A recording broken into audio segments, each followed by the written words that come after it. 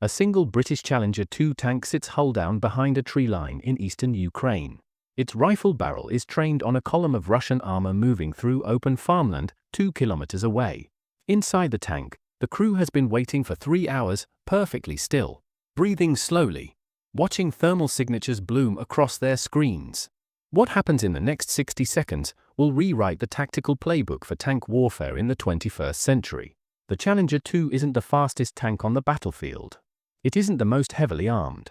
But in the grinding attrition war across Ukraine's eastern plains, it has earned a reputation so fearsome that Russian commanders reroute entire convoys to avoid contact. So how did a 40-ton relic from the Cold War become one of the most feared weapons in modern combat? Britain delivered 14 Challenger 2 main battle tanks to Ukraine beginning in early 2023.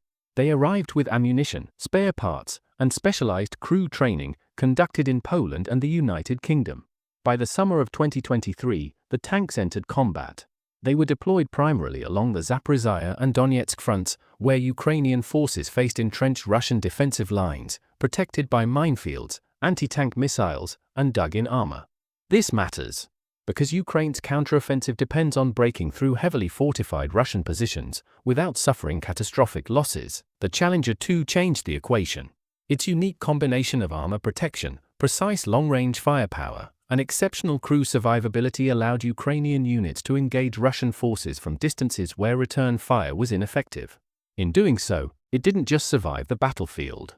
It fundamentally changed the calculus of armored warfare in this conflict. Before the Challengers arrived, Ukrainian armored units were operating a mix of Soviet-era T-64s, T-72s, and donated Western vehicles, including Leopard 2s and M2 Bradleys.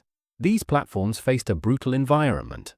Russian forces had spent months preparing defensive belts featuring dragon's teeth obstacles, dense minefields, pre-sighted artillery kill zones, and layered anti-tank guided missile positions.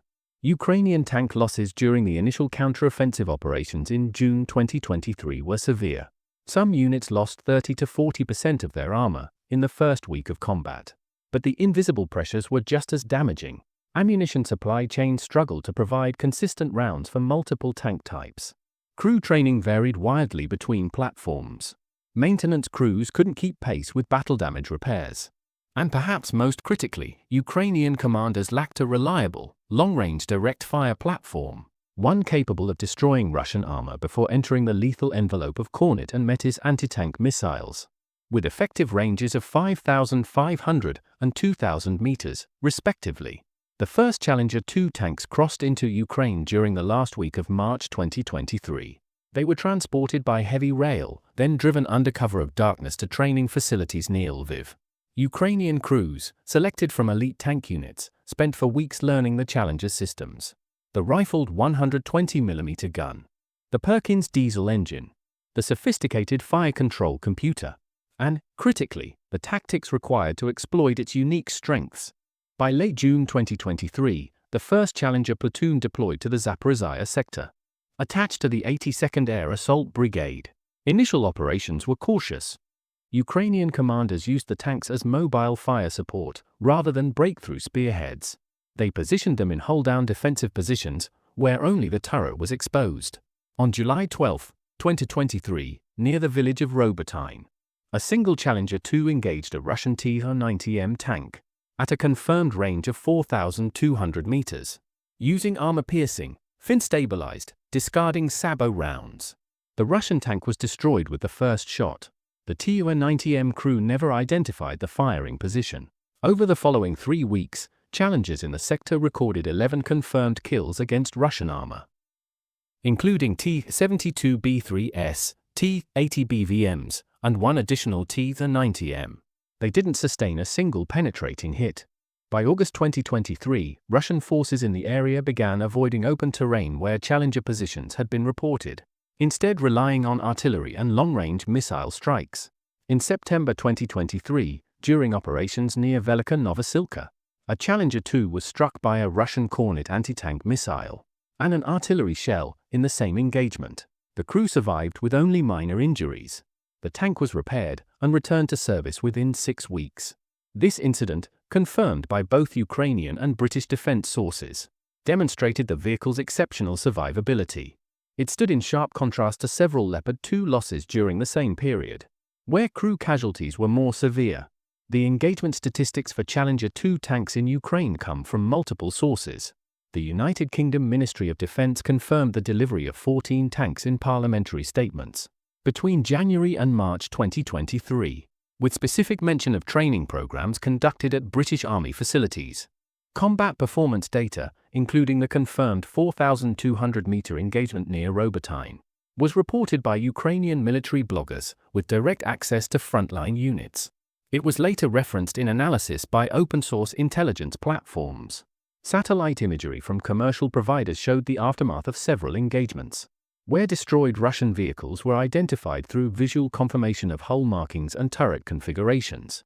The September 2023 Kornet strike incident was documented through photographs of the damaged Challenger, circulated widely on social media. They showed visible impact marks on the frontal armor and on explosive reactive armor tiles, but no hull penetration. The UK Defence Secretary later referenced this event in a public statement, noting that the tank's Chobham armor had performed as designed. Kill-to-loss ratios and tactical effectiveness assessments have since been published by defense analysis organizations, citing Ukrainian military sources and open-source battlefield documentation. Russian military channels and state media, however, have disputed some Ukrainian claims regarding Challenger effectiveness. They argue that several tanks were destroyed or disabled by artillery and drone strikes, though visual confirmation of destroyed Challengers remains limited to one vehicle that was damaged and later repaired.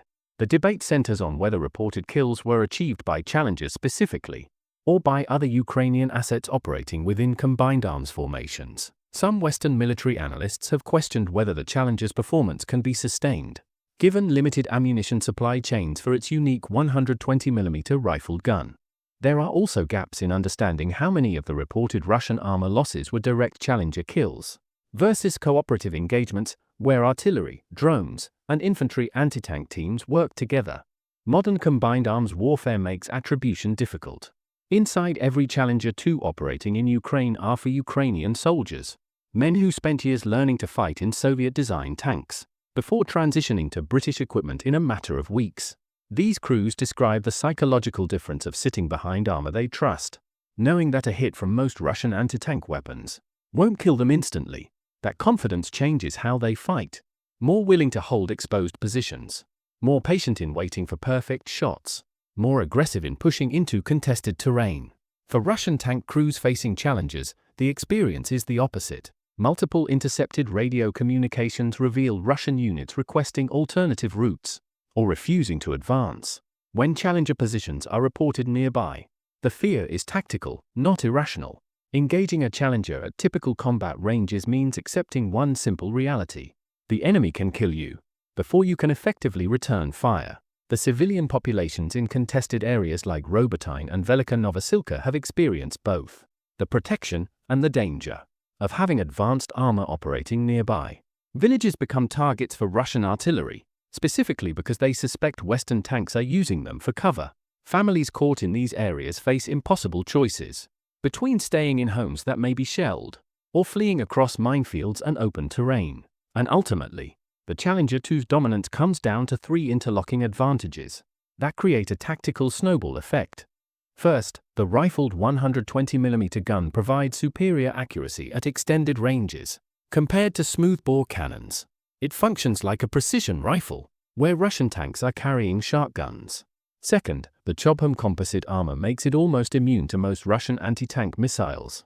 At frontal aspects, that means the Challenger can sit exposed in positions where other tanks would be destroyed. Third, the sophisticated fire control system allows first-round hits against moving targets at distances where Russian crews can barely identify the threat. This combination creates what military theorists call standoff dominance, the ability to control space without occupying it. A single Challenger positioned on high ground can deny Russian armor access to kilometers of terrain. It forces them to either risk destruction or find alternate routes that cost time and expose them to other threats. It's the difference between a goalkeeper who can only stop shots inside the box versus one who can intercept passes at midfield. But the broader strategic lesson here is about combined arms integration, not platform superiority alone. Ukraine has learned to use challengers as anchors in defensive positions, with infantry, artillery, and drones working together to exploit the space the tanks control. When a challenger identifies a target at long range but holds fire, artillery can be called instead, preserving ammunition. When Russian forces try to bypass challenger positions, Ukrainian drones track their movements and vector in other assets. The tank becomes the keystone of a kill chain, rather than a solo weapon, and this has implications far beyond Ukraine. Western militaries are now watching closely, studying how armor performs against near-peer opponents.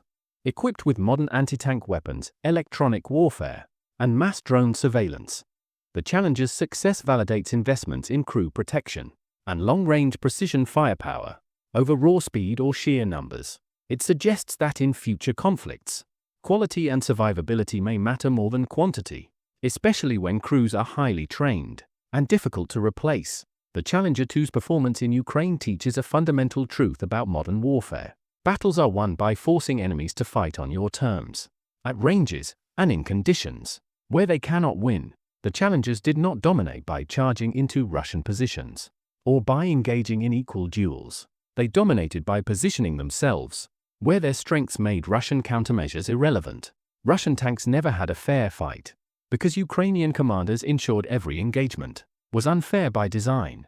This is the essence of tactical asymmetry. You don't need the best tank in every category. You need a tank that is vastly superior in the categories that matter most for your specific mission. And then, you structure operations to exploit those advantages while avoiding your weaknesses. War isn't a boxing match where both sides stand and trade blows. War is a chessboard where positioning, timing, and decision-making determine who controls the board. Before the first piece is taken, the arrival of British Challenger 2 tanks gave Ukraine a capability it desperately needed: the ability to destroy Russian armor at ranges where return fire is ineffective, while surviving hits that would disable other platforms. In just 6 months of combat, these 14 tanks fundamentally changed how both sides approach armored warfare. In southern Ukraine, they forced Russian commanders to avoid terrain where Challengers operate. The long-term consequence is strategic pressure on Russia's armor doctrine and its manufacturing capacity. Every tank destroyed by a Challenger is a tank that cannot be easily replaced, given Russia's industrial constraints and mounting losses across all fronts. This gradual erosion of Russian armored strength affects planning for future offensives and defensive operations across the entire theater. Ukrainian forces will continue using Challengers in specialized roles where their unique capabilities provide maximum advantage, long-range accuracy, and survivability. Expect to see them employed as mobile fire support in defensive operations and as overwatch platforms during limited counter-offensive actions. Britain may provide additional ammunition and spare parts to sustain operations, though full replacement of lost vehicles remains unlikely. Given UK Army inventory constraints, Russia will likely adapt its tactics to avoid direct engagement with Challengers. They will rely more heavily on indirect fire through artillery, drones, and long-range missiles to suppress or bypass Challenger positions. There may also be increased attempts to strike Challenger positions with loitering munitions or kamikaze drones, which target the tank from above. Where top armor is thinner, Ukrainian forces will need to develop counter-drone defenses, specifically to protect high-value assets like Challengers. Additional Western nations may accelerate deliveries of their own main battle tanks, influenced by the Challenger's performance record. However, logistical realities make rapid scaling of Western armor support difficult. The war will likely continue to feature a mix of Western and Soviet-era tanks, with specialized platforms like the Challenger filling niche roles, rather than replacing entire fleets. In the grinding mathematics of attrition warfare, every tank that can fight and survive matters more than people realize. The Challenger 2 didn't change the war overnight, but it changed the equation in dozens of small battles, where range, accuracy, and armor meant the difference between life and death. That's how wars are actually won, not through single, decisive moments, but through hundreds of small tactical advantages that accumulate into strategic momentum.